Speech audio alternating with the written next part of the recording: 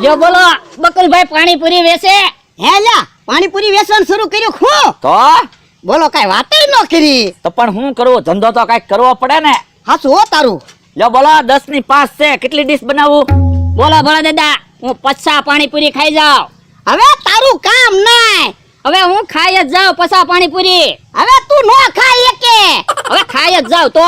હે બકુડા 50 પાણીપુરી કેટલાની આપી? 100 રૂપિયાની 50 પાણીપુરી. જો તું 50 પાણીપુરી ખાઈ જા ને તો બકુડાને 100 રૂપિયાના બદલે હું 2000 રૂપિયા આપીશ.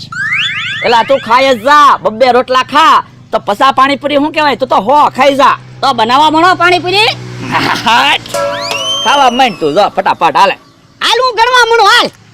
1 2 3 4 5